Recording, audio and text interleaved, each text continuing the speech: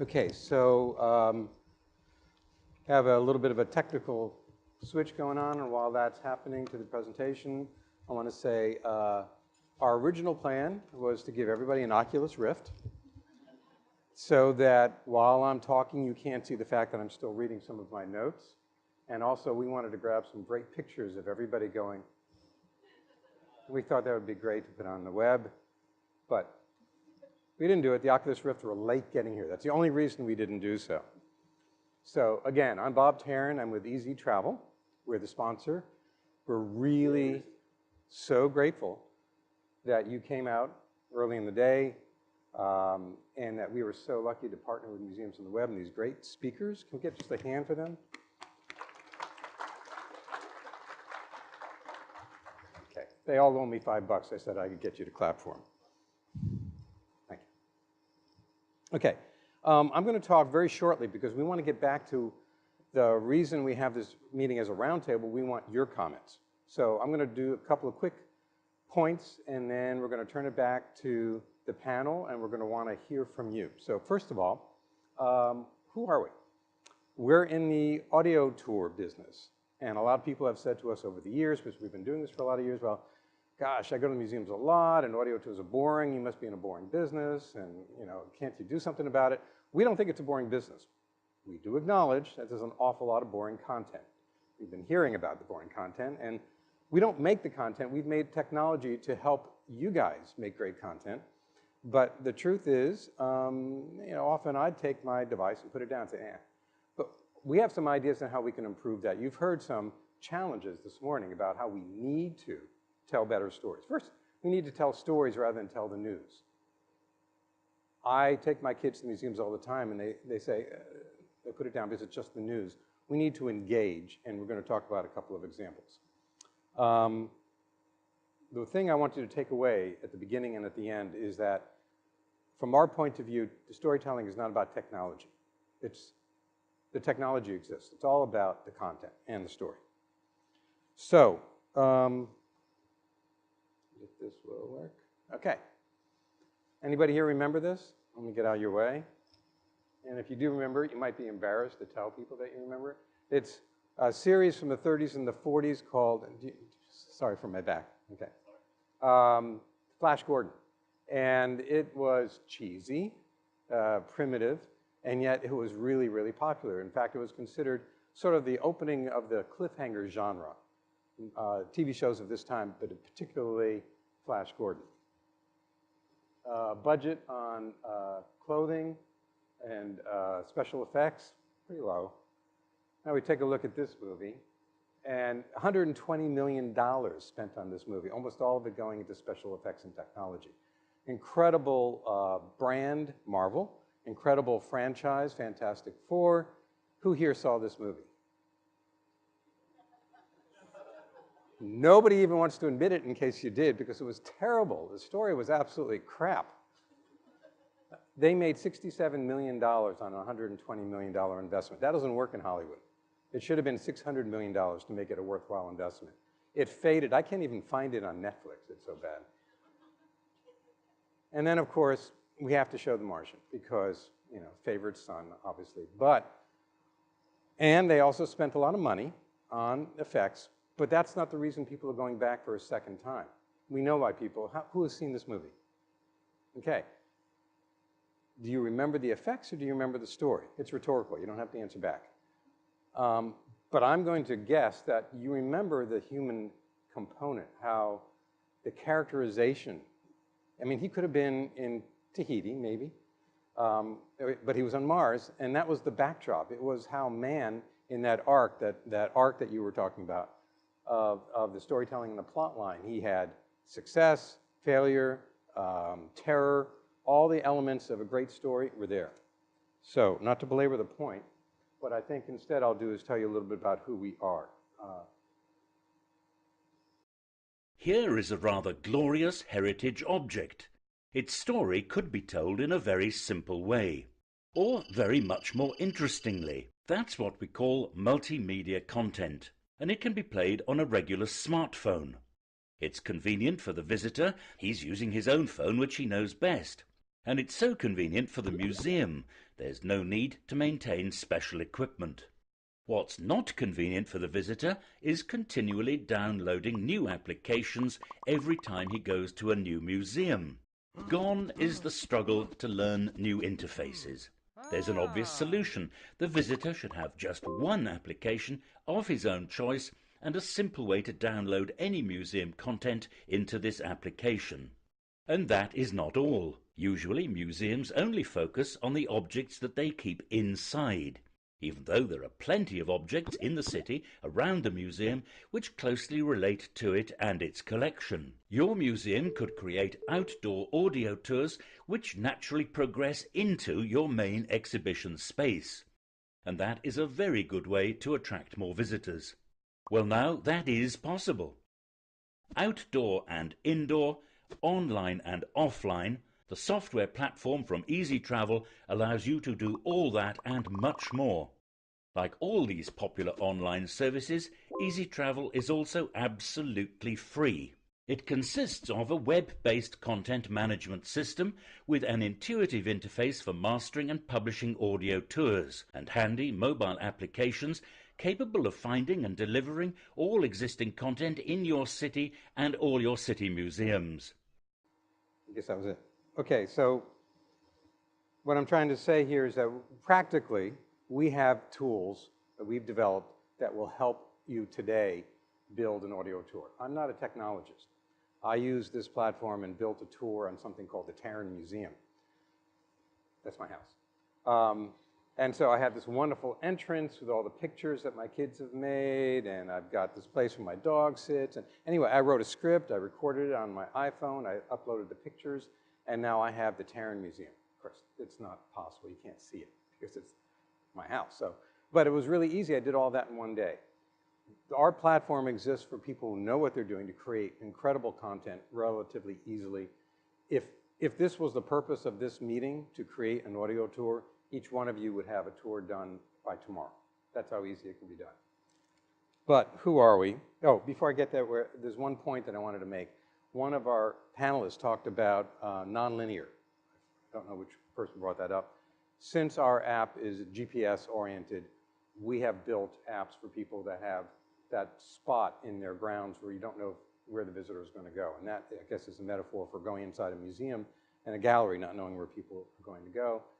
For a big botanical garden in Richmond, Virginia, they said, we want people to go exactly this way, this is our path. And of course, it's not true because people just kind of show up and say, I want to go to the Japanese garden, or I like the butterfly exhibit.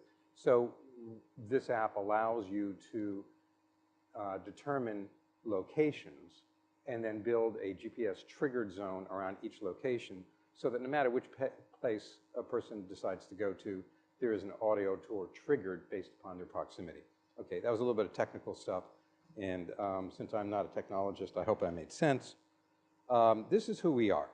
So those red dots are essentially where we have a lot of tour content, not by location, but just general area of the country. We are headquartered in Amsterdam.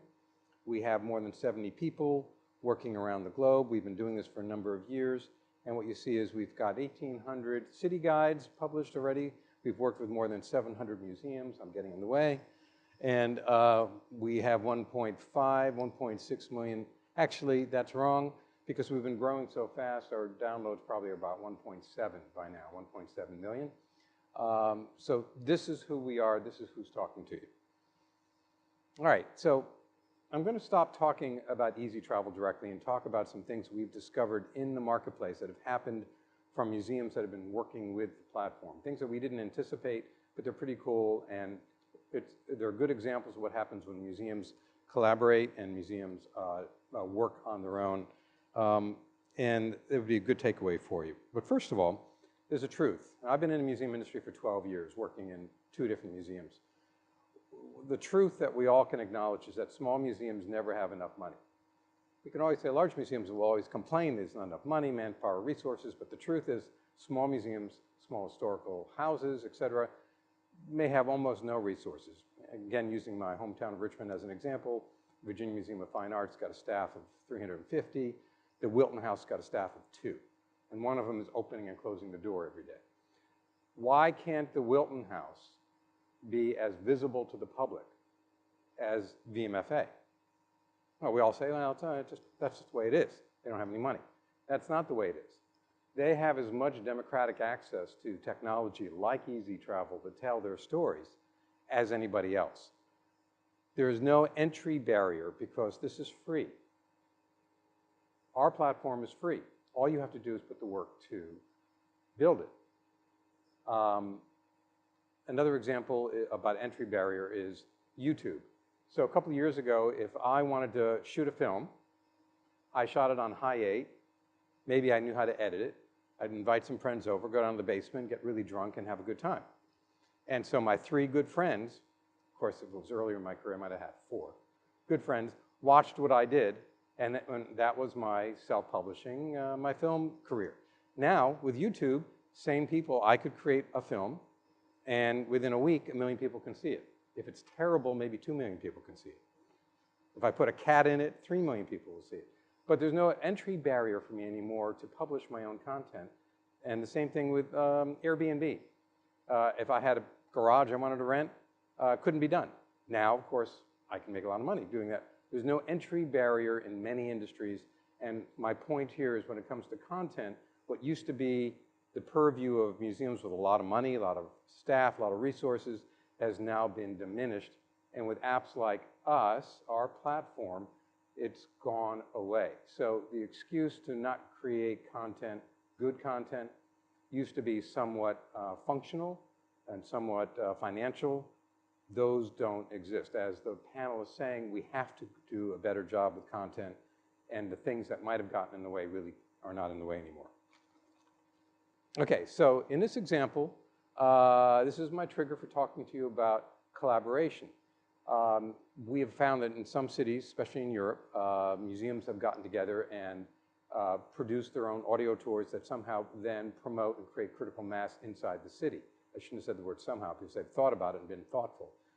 So imagine I walk into a museum, I see a poster or a sign at Visitor Services Desk that says, here's your audio tour.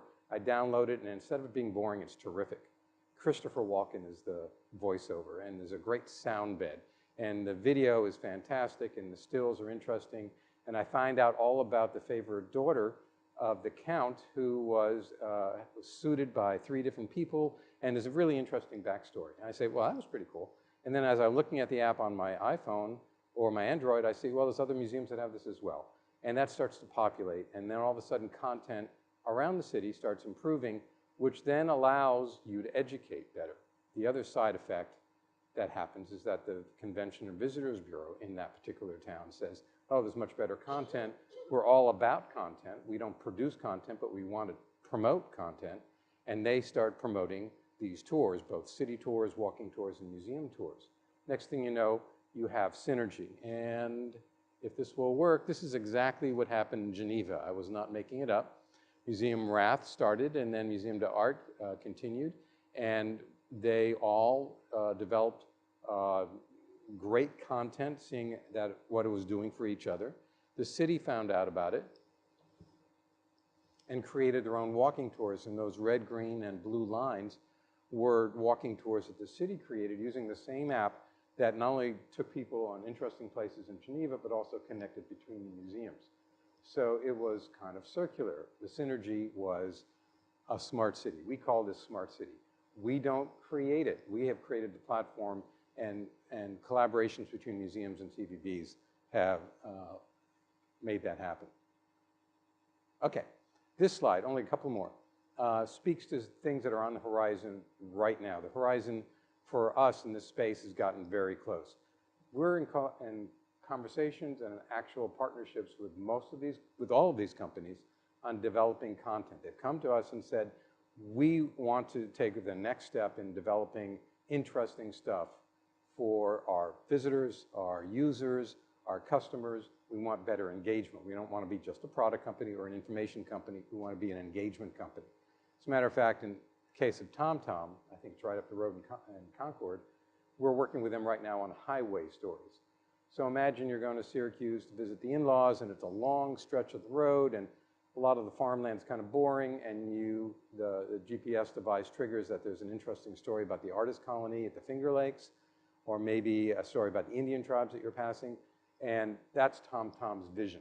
And so they've said, can you help us develop the content?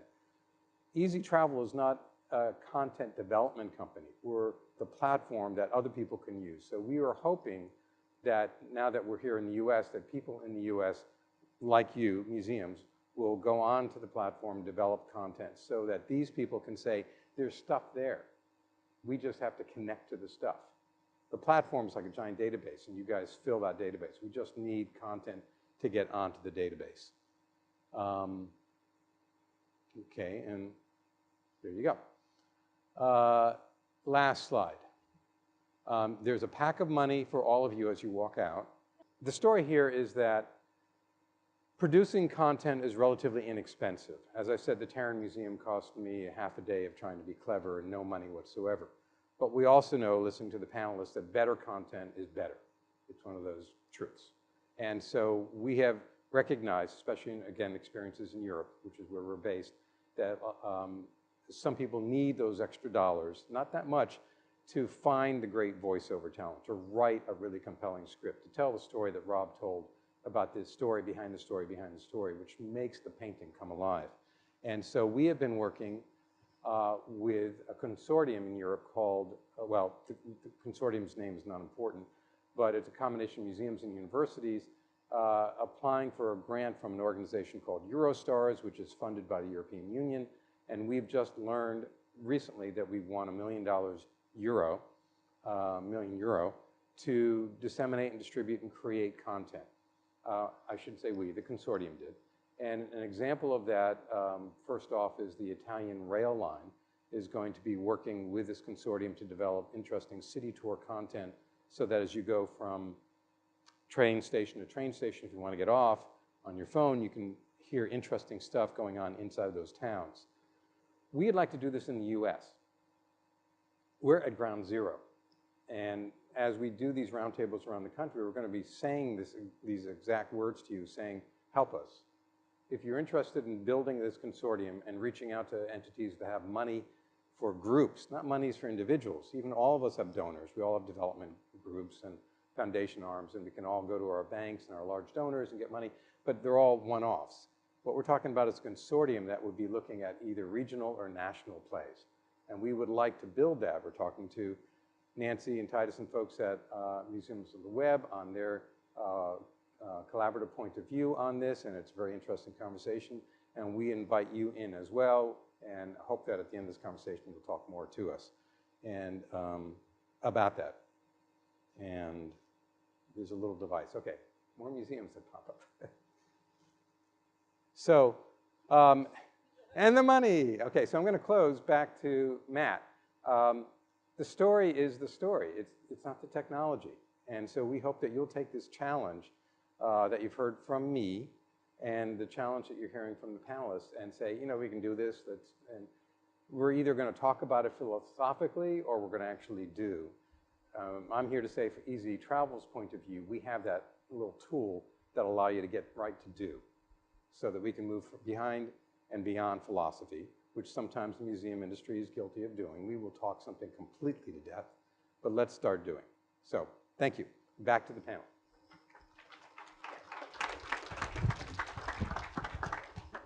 Thank you, Bob. So we have 20 minutes and a lot of pastries. So I'm going to do my best, Vanna White. If you have a question or would like to start the conversation, please raise it now and I will come to you with a microphone. And it can be a statement, it can be a question, it can be a provocation, and we will do our best to make the next 20 minutes interesting. All right, I'm going to do lots of walking in the next 20 minutes. Hi.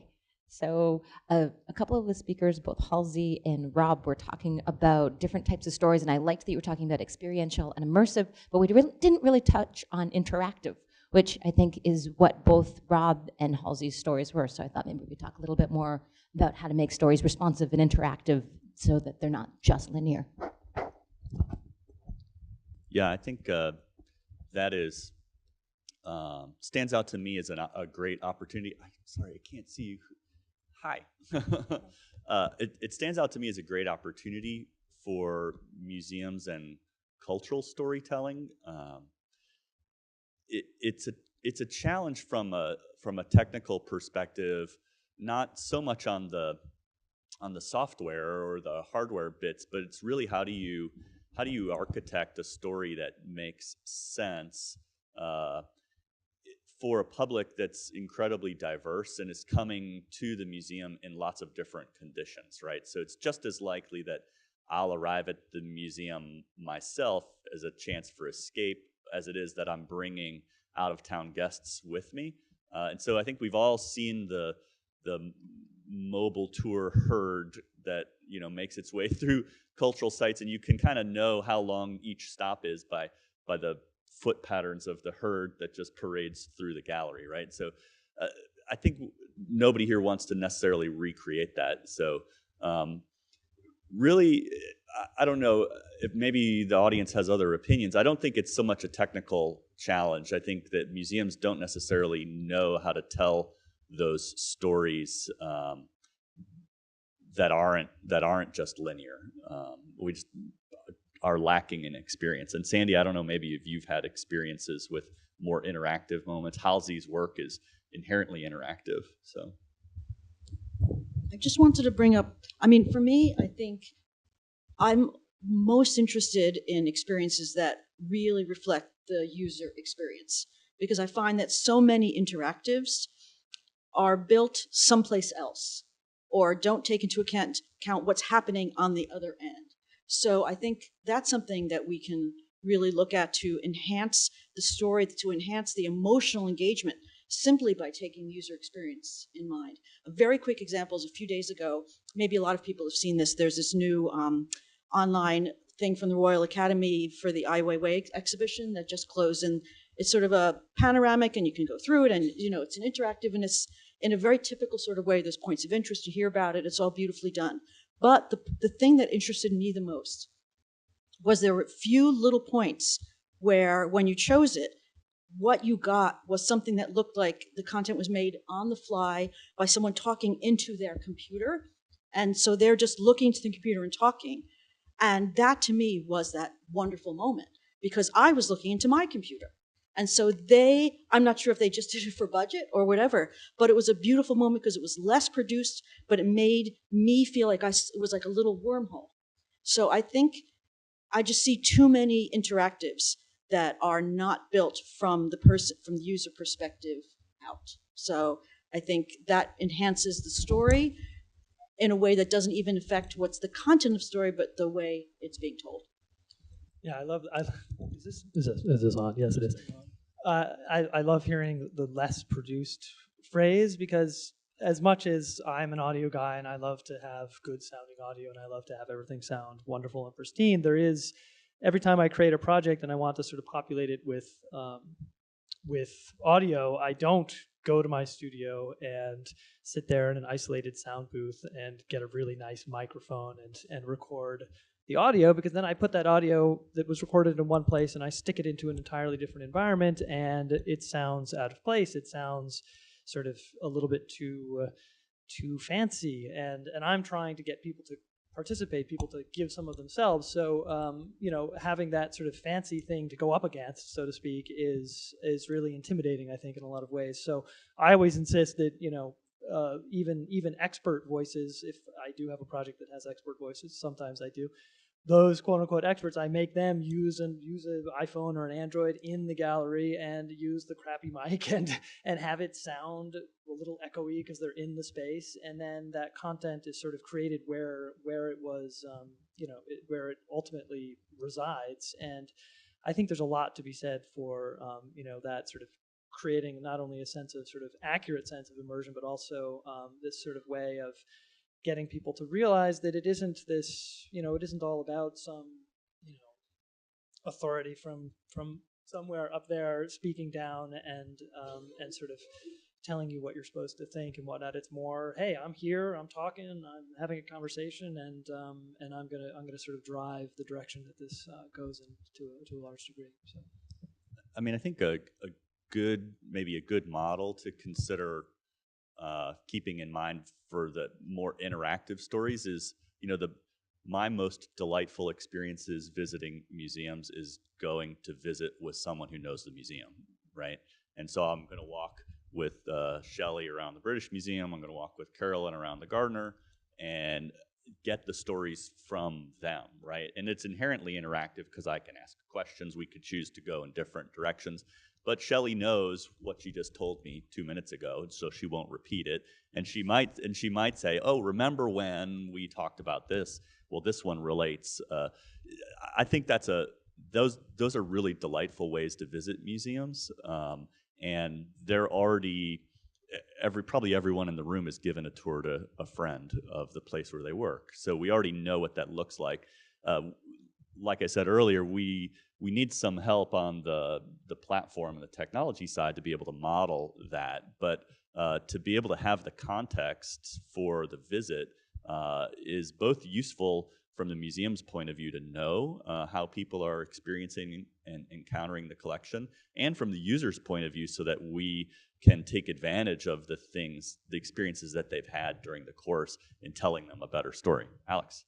You're right, technologies are still too weak to really help in this experience, but I'm from izi.TRAVEL, which you just saw, and what we started to do, we introduced a kind of guided tour through the city, which is made in the form of quests. So in order to unlock the next story, you have to answer the question or probably stood in some place, and we allow even to branch it. So if you answer one way, you go to the right. If you answer another way, you go to the left. Advantage of city tour, it has GPS. So that's the way to control the context where you are. In the museum, it's difficult. So we say, okay, let's play outside. And some museums already start to make this quest. So it's a kind of first primitive step.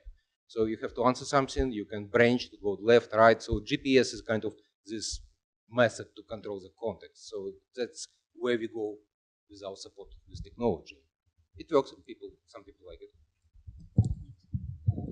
I would say, in terms of interactivity too, there's only been a few times I've had this sort of magical moment in a museum or in a cultural experience when there was an interactivity between a digital experience and the physical realm. So where you're told something or you're given some information or some hint, and there's actually somebody there who knows about that and can hand you something or make something happen. So I would say that interactivity is not just digital interactivity, but interactivity between physical space and the digital space, and to encourage that.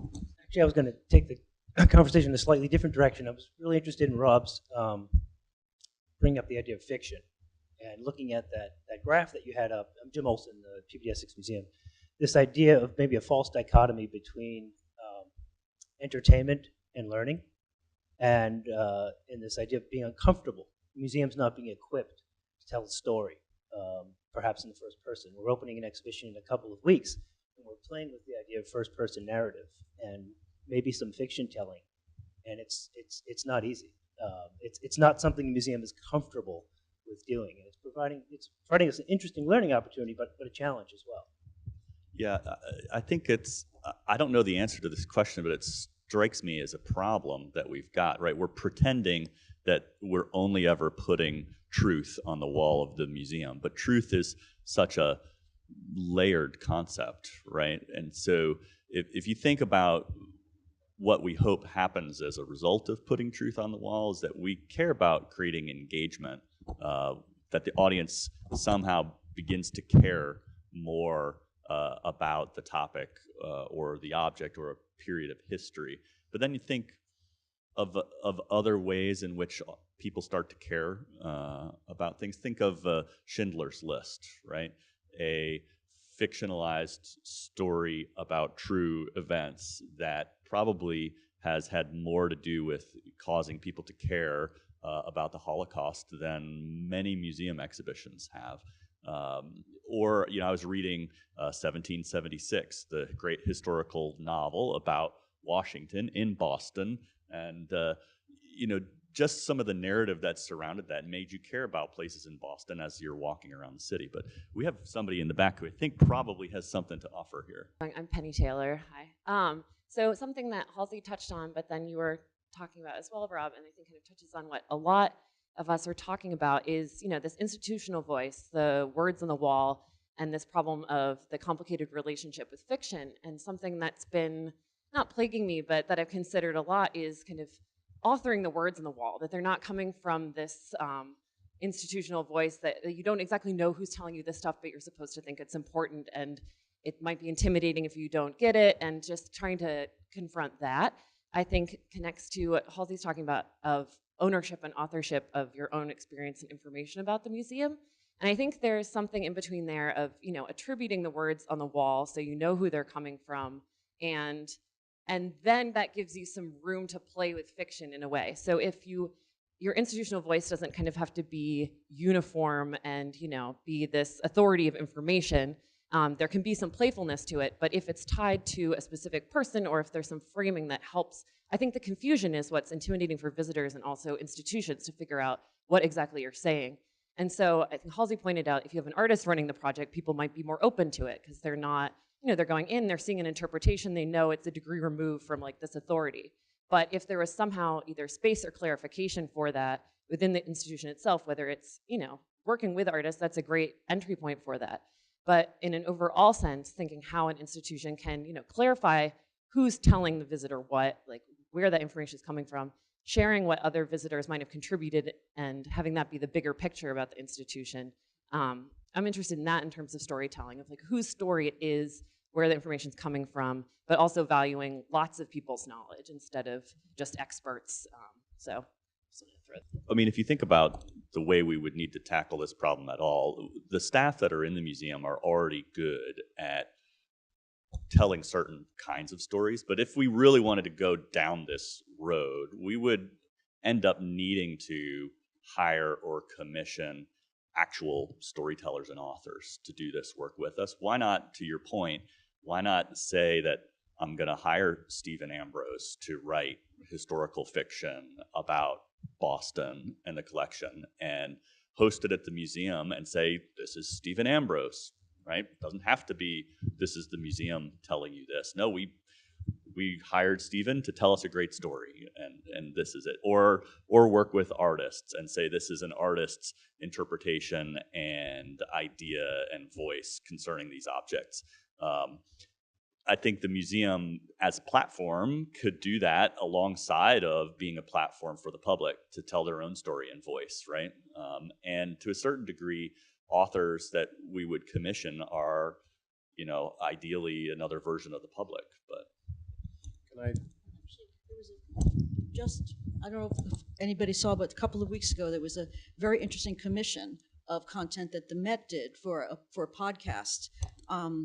They commissioned, now I don't remember the person's name, somebody who does a history podcast, and they commissioned them to make content about a new period room that the Met just opened. And so it was a very interesting collaboration because it was mostly factual, but it was told in a very sort of rich storytelling way, quite long. But I thought that commissioning was very interesting, and then also it allowed the museum to pull in people that listen to that well-regarded history podcast who may not be going to the Met. But this commissioning is starting to happen. I thought that was really interesting. One thing to this notion of the importance of first person or the identity of a speaker. It was very clear in my time at Antenna Audio that museum director tours were actually over-indexing against either special exhibition tours or general collection tours.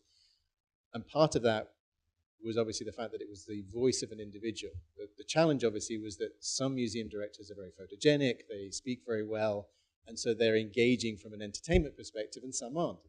And it was a really interesting tension because you thought, well, there's an entertainment expectation that is going to make this engaging if it is a real voice. But if the real voice is not somebody for whom that is their talent is academic or scholastic, or they're really good at organizing a museum, it's not fair to put them in front of the camera, quote unquote.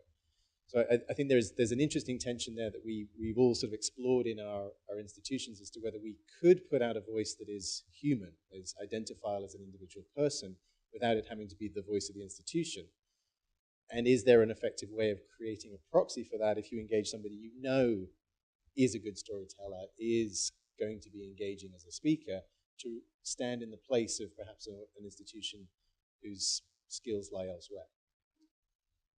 One in the back. I'm going to do. I just add to that, we've been talking a lot about story, but story doesn't necessarily mean words. So I just came from the AAMD Midwinter Retreat, and one of the subjects of that was Tom Campbell, who's the director of the Mets, Instagram feed. So he is someone who has a bajillion followers on Instagram, and his storytelling is almost entirely pictures of what he's doing and where he is, to the extent that his chief digital officer complains sometimes, like, could you take a few more pictures of the Met, Tom? To which Tom, to his credit, replied, no. So just to, think story broadly. Story is pictures, story is sound, story is printed words. Yeah, actually, I'm going to take the opportunity to extend on that and ask a question back to the audience, because I sort of threw out that aesthetics and immersion are part of storytelling, which I don't know if I believe it or not. So I know Ed and Jim have worked at Peabody recently, adding more atmosphere and more, I will just call aesthetics and immersion into the gallery experiences.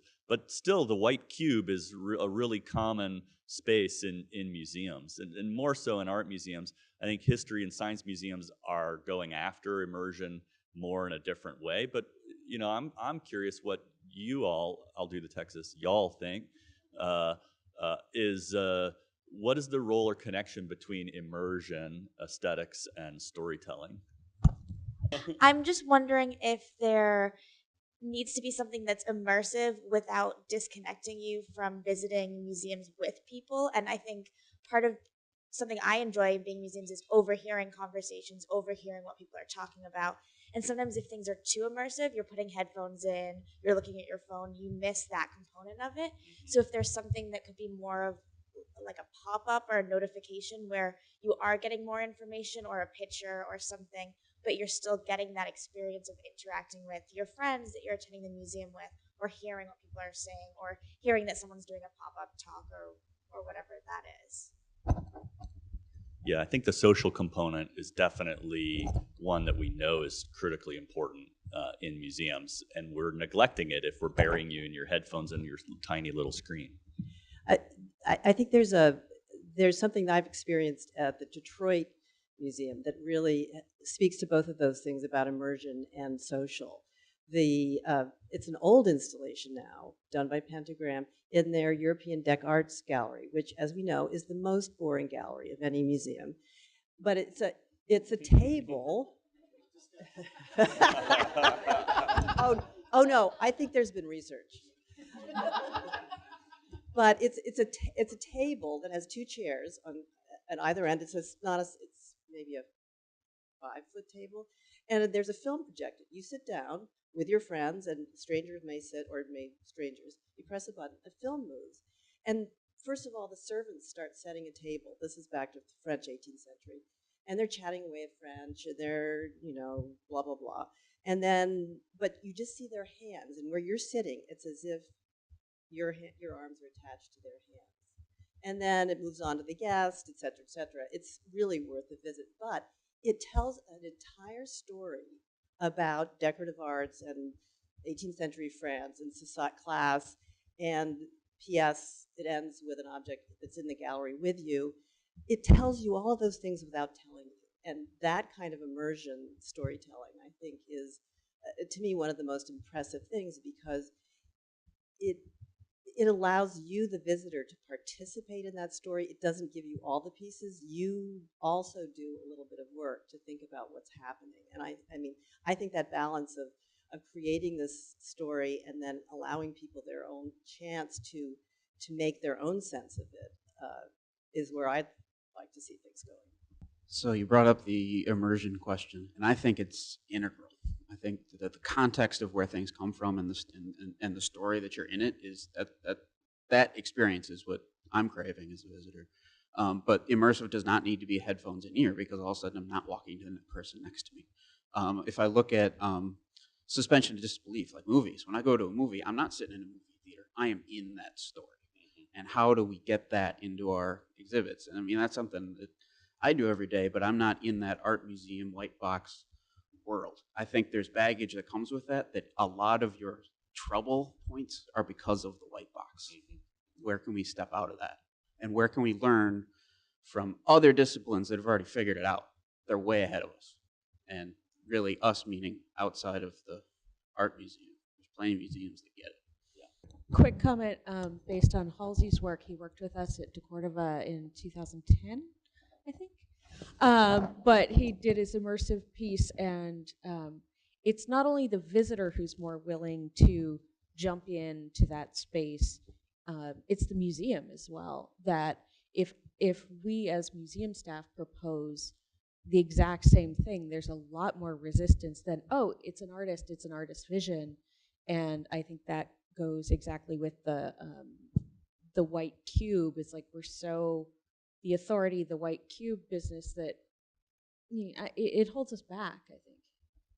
Yeah, I think it's important to recognize that there's a real distinction in this practice between different kinds of museums and indoor and outdoor spaces. There's heterogeneity everywhere, right? But even in places that are very immersive, I think we're still struggling with other issues of authority and fiction and story, and how do you tell a story that is inherently interactive and nonlinear and social and organic, and how does it evolve, and all of those things I think are hitting all of us. I'm Kellyanne from Green Door. I just wanted to say that we're not the only ones that are talking about immersion and experience. I sort of flow in a couple of different circles, and it seems like theater is talking about this, dance is talking about this, games are talking about this, people that are writing fiction and interactive fiction are all talking about how to immerse people in stories. And it's so exciting to see the museum world doing the same thing.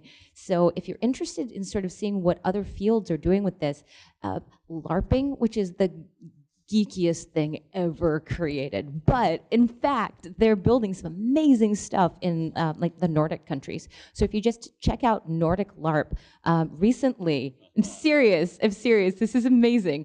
They just took over a castle and made it into Downton Abbey for 3 days. Like, they just did that. Other things that people are doing, like interactive theater, like Sleep No More. Punch Drunk is also creating all sorts of these interactive, fully immersive theater experiences that are totally worth checking out. Or what they're doing at the New York Hall of Science with Connected Worlds, right? That's a fully connected, it's a digital experience, but it's still fully immersive. So yeah, so definitely like check out what other fields are doing in terms of immersion, because a lot's happening right now. It's really exciting. I'll just add to that one. In 2002, I was fortunate enough to work on a project at Tate Modern for a location-based tour, which was then shortlisted for a BAFTA award for technical innovation. The important thing about the story is not that we got an award, but that the entity we beat out for that award was Grand Theft Auto 3. Okay? More importantly than that was the following year, they changed the category definition so that a museum experience could no longer be rated against a game. Okay? So I think the important takeaway, and it's brought up by several of you, which I think is really important, is the degree to which we are codified by being cultural institutions, museums, and not game providers. It's as much as breaking out of our own box as anything to be able to benefit from what we see happen in other fields, and that we've tried in our own field, but we keep getting pushed back into this space in which we're somehow not allowed to be like Grand Theft Auto 3. Not necessarily an aspiration I want to flag, but more Assassin's Creed at this point as a better example. I'm sorry to bring the conversation to a close because it's great, it's off and running, and the important thing that we wanted to say is that we'd like this conversation to continue. This has been a fantastic first step in that ongoing conversation. We want to thank izi for making it possible to convene this, and we would ask you, if we reach out to you as an email as follow-up, to give us your feedback and also express whether or not you're happy to be part of a wider conversation that carries on. There'll be a number of these events in physical locations, but the virtual community is now established with you as first participants. And we will report on this in April in Los Angeles at the conference, but also throughout the community. And thank you. Very short note from izi. I'm Alex Tursky, director of izi.TRAVEL. Rob made an interesting point about the platforms like Facebook, etc. He said that before Facebook, it was quite possible to chat in some forums. I mean, technologies existed, but Facebook and other platforms, they made it really easy. At some moment, they reached this tipping point after which it started to grow. And we are also a platform, and we are quite interested in how it will work. And may remind you the development of web technology 25 years ago. When it appeared, well, we all didn't know how to work with it, and it was a lot of discussions. At some moment, people started just to experiment with that. Okay, let's make some simple website and then see how it goes. And then step by step, the quality of the content on the web started to grow. So the point is that in order to get to some level, it's very important to start to make very first steps. And that's our suggestion, that if you make a kind of core of museums here in Boston who start to play with us this game and start to publish the content, at first very simple, and then it will grow in quality. At some moment, all these complicated things, you will learn how to do it in practice. So practice is very important in order to get this theoretical high level. So we are here to help. We can even sponsor some of these developments. So please contact us, and we want to experiment with you here in Boston.